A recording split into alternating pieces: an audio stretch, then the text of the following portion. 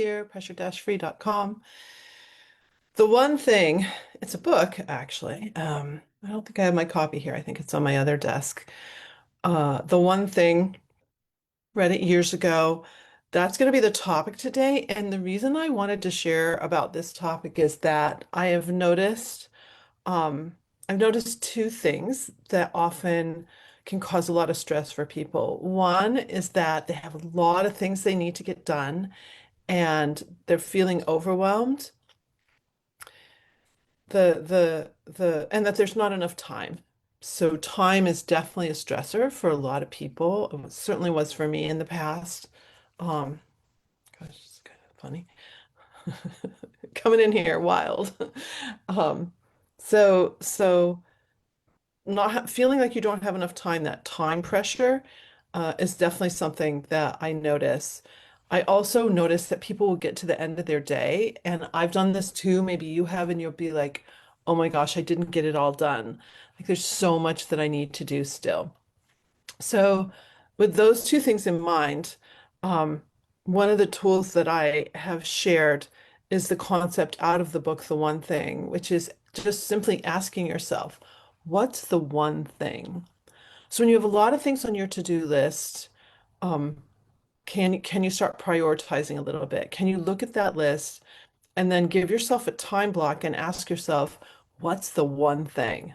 What's the one thing that if I get this done, it's going to be a load off my back or free up time for something else. It might be that thing that you're procrastinating about. It might be the hardest thing.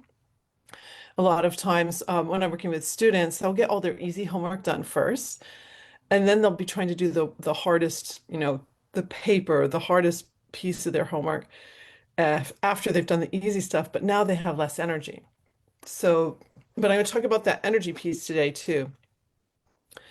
At any given time block, simply asking, okay, what's the one thing? You could do it for a day. You're like, okay, what's the one thing? If I get that done today, at the end of the day, I'm going to feel some success.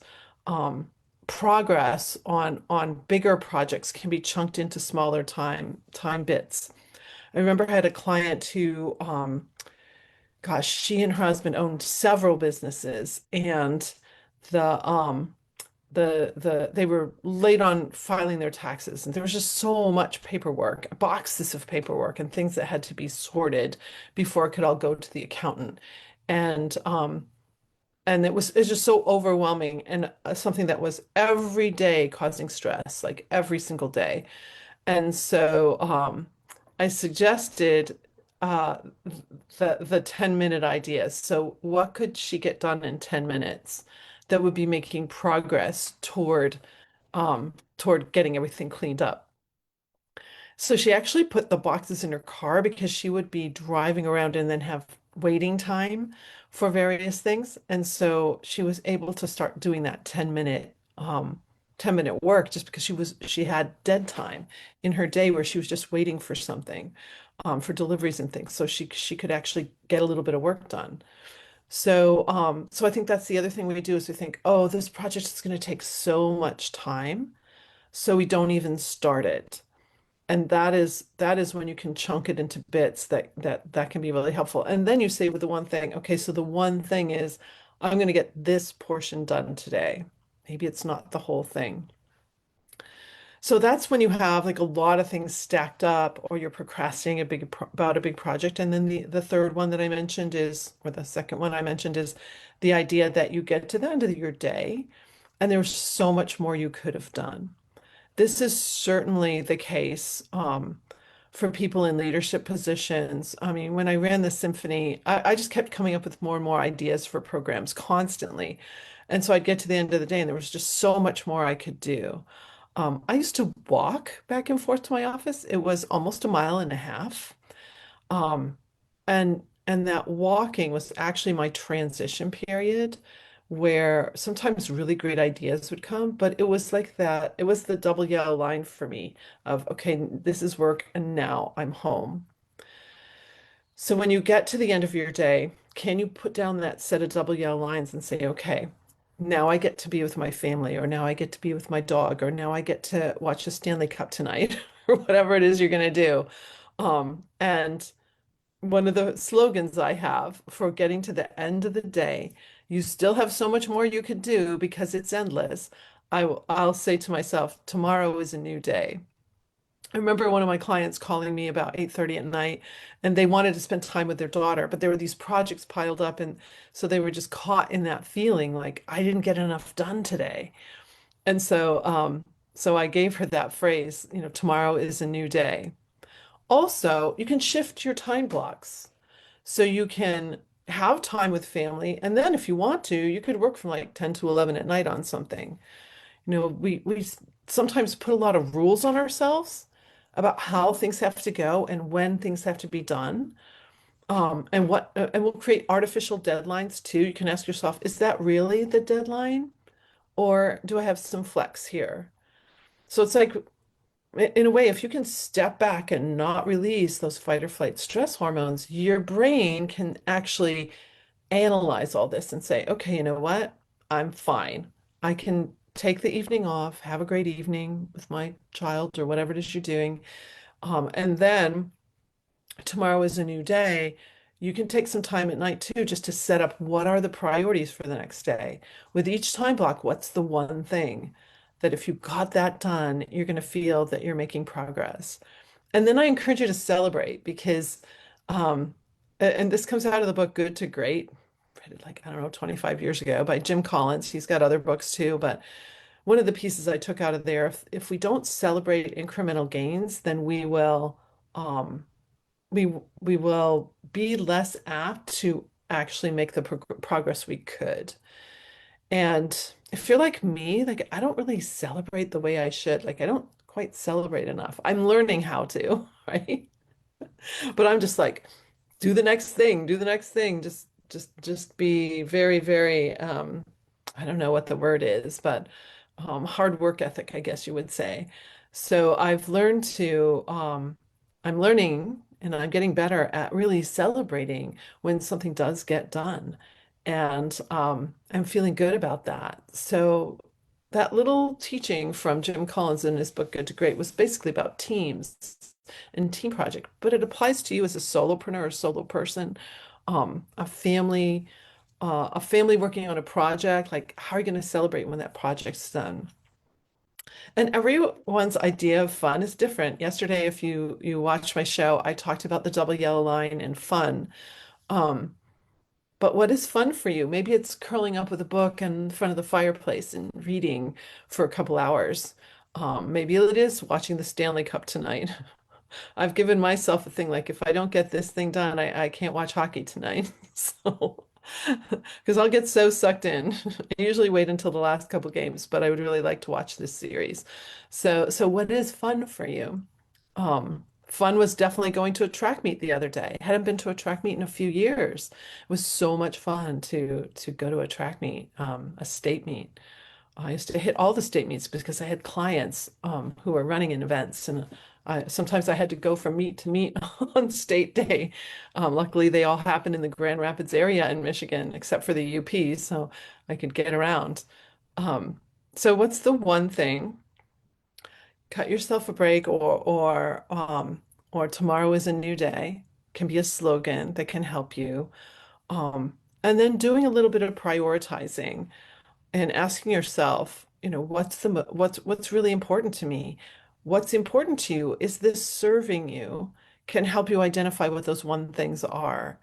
Um, and then the other ideas, what are you procrastinating about, and how can you chunk it into smaller pieces so you can get like 10, 20 minutes here and get that done. I actually created that tool when I was working with violin students who also did sports, were very, very talented academically, so very serious with their homework. And I'd ask them, how much time do you have to play your violin at night to practice? And of course, they know they should be practicing 1 to 2 hours, right? That at the level that they were. And and so they'd be like an hour, and I go, well, is that really realistic? And they're like, I don't know because I have a lot going on. And I go, I know you do, and you're in clubs and you're, very active. So what I would have them do is if they had their own bedroom and or it was safe where they kept their violin, keep the violin case open, unscrew your bow, of course, but keep it open and ready. and your music on your stand so that you could do 10 minutes, 10 minutes. Just, do you have 10 minutes a day? Yes, they had 10 minutes a day. Of course, the 10 minutes would start to elongate into 20 minutes, even an hour, because they love playing their violin. But that would allow them to just come in and just pick up their instrument and work on a phrase. Go, if you craft a scale or a phrase really, really deeply for 10 minutes, will you be a better violinist? The answer is yes. That's the case for any kind of skill. If you have 10 minutes and you're really focused. During the 70s, we had the gas crisis. Let's hope we don't have that again. But my parents actually shut off our formal living room. We had the family room, but we stopped the heat going into here just to save money, and you couldn't get fuel. So that became my room, like my senior year of high school. I didn't mind the cold. I kept my violin in there and it was not too cold, right? So my violin was fine. And I did that.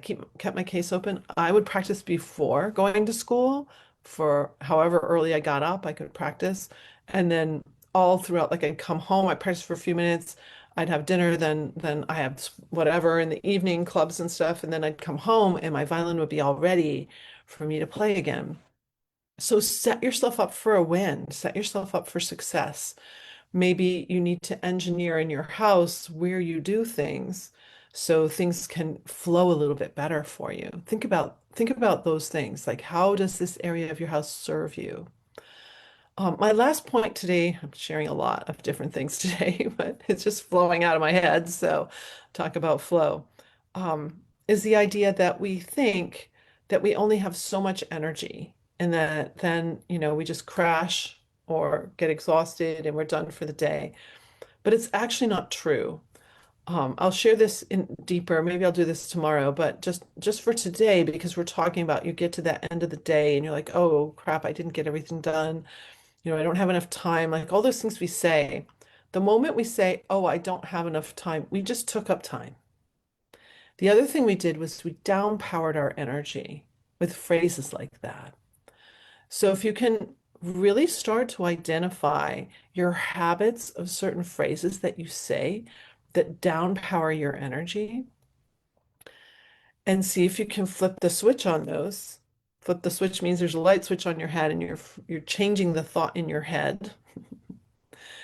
And you can ask a question to us like, how can I do this easily? How can I get this done today?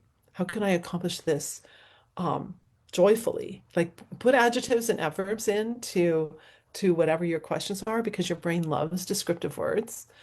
Um, but so many times we'll just use phrases that actually downpower us. And and I'm telling you, it's so amazing how quickly you can switch that if you notice. I think so much of pressure free is simply noticing the phrases, the way we talk, our internal language, noticing where the tensions are in our body. Is it the jaw, the shoulders, the gut, the hands and feet? Like, where are you holding the tension? Noticing what triggers the stress response and stopping it. Like, that is the most amazing thing that I've created here in Pressure Free is figuring that all out for you.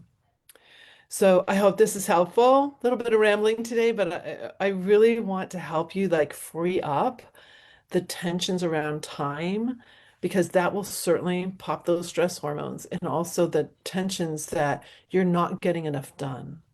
Um, for especially if you're a person like me that just puts a lot of pressure on themselves to do things really well, to get a lot done in the day. Um, I love getting a lot done in a day, so you probably do too. Um, so that's what I have for you. I wish you a beautiful, pressure-free day. Bye.